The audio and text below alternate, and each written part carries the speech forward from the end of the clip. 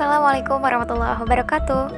Perkenalkan, saya Fauzia dari jurusan Bimbingan Konseling semester 3. Video ini sebagai tugas UAS teori konseling dengan dosen pengampu Ibu Rauda Zaimah Dalimunte MPD. Inti pembahasannya yaitu konsep dasar RIPT, contoh kasus, dan penyelesaian kasus.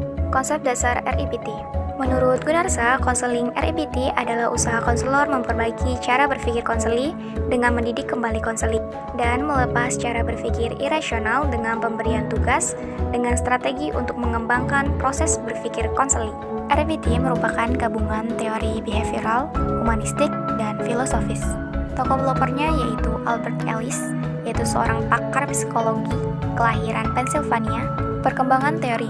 Pada 1913 bernama rasional terapi, pada 1961 rasional emotif terapi, pada 1990 menjadi rasional emotif behavior terapi.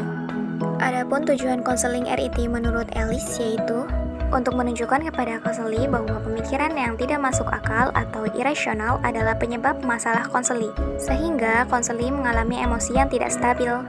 Tujuan lain konseling RIBT menurut Lubis yaitu mengubah pemikiran irasional menjadi pemikiran yang rasional. 3 pilar rumus ABC konsep teori Albert Ellis untuk mengembangkan tingkah laku individu. Yang pertama, incident event, yaitu kumpulan peristiwa atau pengalaman yang dialami oleh konseli. Contohnya diejek teman atau perceraian orang tua dan lain-lain. Yang kedua, belief, yaitu keyakinan atau kepercayaan konseli terhadap peristiwa yang dialami. Yang ketiga, emotional consequence, yaitu adanya konsekuensi emosional berasal dari pola pikir konseli, merujuk pada rational belief atau irrational belief. Sehingga RIPT mengubah aspek belief system. Kelebihan konseling RIPT. Yang pertama, pendekatan berfokus pada masalah konseli. Yang kedua, konseling menyadari kemampuan intelektual dan perkembangan dalam berpikir. Dan yang ketiga, konselor memberikan pemahaman baru dan diaplikasikan oleh konseli. Selanjutnya, kekurangan konseling RIPT. Yang pertama, tidak semua konseli mampu berpikir secara rasional melalui analisis logika. Yang kedua, kurang efektif jika konseli tidak mau berubah. Selanjutnya, teknik-teknik konseling RIPT. Terdapat 3 teknik RIPT. Yang pertama, teknik emotif untuk mengubah emosi konseli. Contohnya bermain peran, konselor harus mampu merasakan apa yang dirasakan oleh konselinya. 2. Teknik kognitif untuk membangun suatu pemikiran yang lebih rasional, seperti pemberian tugas dan strategi untuk mengembangkan proses berpikir konseli.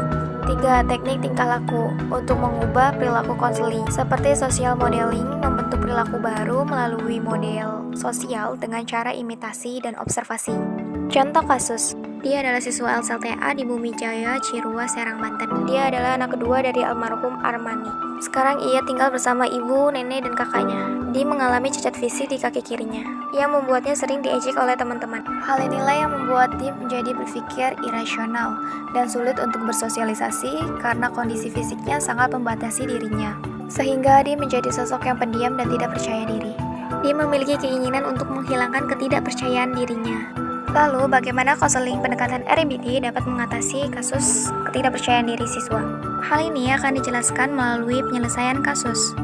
Dapat disimpulkan bahwa penyebab pemikiran irasional atau ketidakpercayaan diri dalam bersosialisasi yang dialami oleh DI berasal dari cacat fisik dan pengalaman buruk diejek oleh teman-temannya.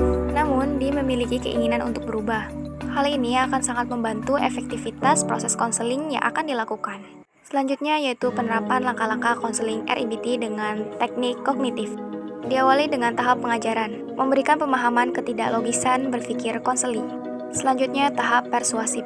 Konselor mengubah cara pandang konseli dengan argumentasi untuk menunjukkan bahwa pemikiran konseli tidak benar. Selanjutnya tahap konfrontasi, yaitu mengubah ketidaklogisan berpikir konseli ke arah berpikir yang lebih logis. Dan yang terakhir, tahap pemberian tugas. Pada tahap ini, konseli melakukan tindakan berupa bergaul atau bersosialisasi dengan masyarakat untuk melatih kepercayaan diri, sehingga dapat mengembangkan cara berpikir konseli. Pada akhirnya, dengan mengembangkan pemikiran yang lebih rasional dari proses konseling RIPT dengan teknik kognitif ini, secara efektif mampu mengatasi ketidakpercayaan diri siswa, menjadi percaya diri dalam bersosialisasi di lingkungan masyarakat dan di lingkungan sekolah siswa. Sekian dan semoga bermanfaat untuk kita semua. Wassalamualaikum warahmatullahi wabarakatuh.